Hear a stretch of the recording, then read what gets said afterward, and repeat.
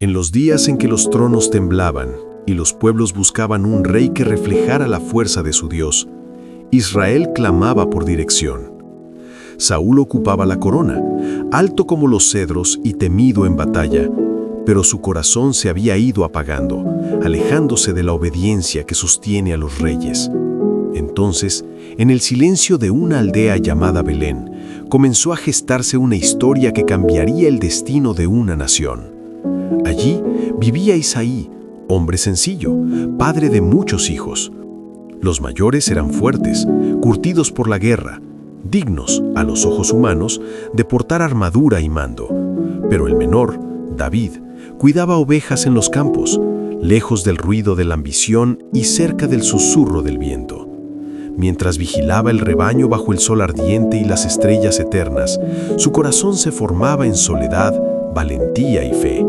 David no era rey, ni soldado, ni profeta, era pastor. Y sin saberlo, estaba siendo preparado para gobernar almas antes que ejércitos. Cuando el profeta Samuel llegó a Belén, enviado por Dios, el ambiente se llenó de expectación. Uno a uno pasaron los hijos de Isaí frente a él, fuertes, imponentes, seguros, pero el Señor hablaba en lo profundo. No mires su apariencia ni su estatura, porque yo lo he rechazado. El hombre mira lo que está delante de sus ojos, pero yo miro el corazón. Y entonces llamaron a David. Llegó con el polvo del campo aún en la piel, con manos de pastor y mirada limpia. En ese instante, el aceite fue derramado sobre su cabeza y el Espíritu del Señor descendió con poder. Nadie entendió del todo lo que ocurría, pero el cielo había elegido.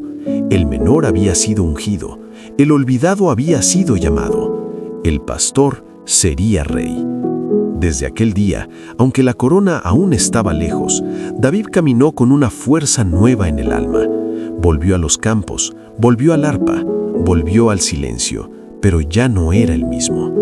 En la soledad cantaba salmos que atravesaban los cielos.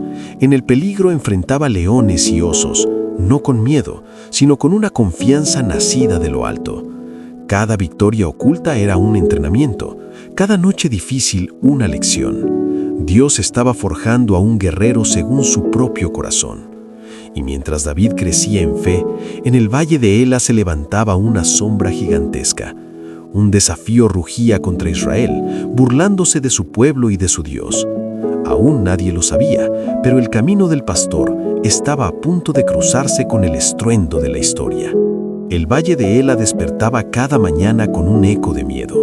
Allí se enfrentaban dos ejércitos, pero ninguna espada se alzaba, ningún grito de guerra avanzaba. En medio del valle, como una montaña viva, se erguía Goliat de Gat, gigante filisteo, cubierto de bronce y arrogancia. Su voz tronaba como tempestad, desafiaba a Israel, se burlaba de su Dios, escupía desprecio sobre la fe de un pueblo paralizado. Día tras día, los soldados retrocedían. Incluso el rey Saúl, ungido para liderar, había sido vencido antes de luchar, vencido por el temor. Fue entonces cuando David llegó al campamento, enviado solo para llevar pan y noticias a sus hermanos. No llevaba armadura ni espada, solo obediencia en los pies y fe en el corazón. Al escuchar las palabras del gigante, algo ardió dentro de él. No vio un enemigo invencible, vio una ofensa contra el Dios viviente. Mientras los hombres veían tamaño y fuerza, David vio arrogancia y vacío.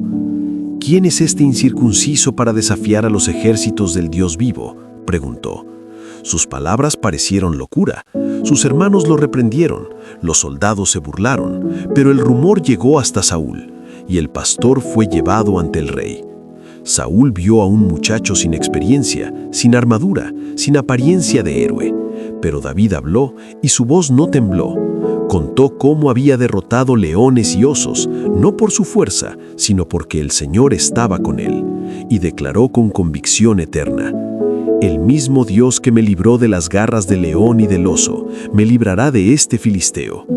Saúl intentó vestirlo con armadura real, pero David no podía moverse con ella. No había sido entrenado para parecer rey, sino para confiar en Dios. Se la quitó, tomó su honda, 5 piedras del arroyo, y caminó hacia el valle, Goliat rió al verlo, maldijo, amenazó, pero David corrió hacia él, no huyó, y antes de lanzar la piedra, proclamó palabras que aún estremecen la historia. Tú vienes a mí con espada y lanza, pero yo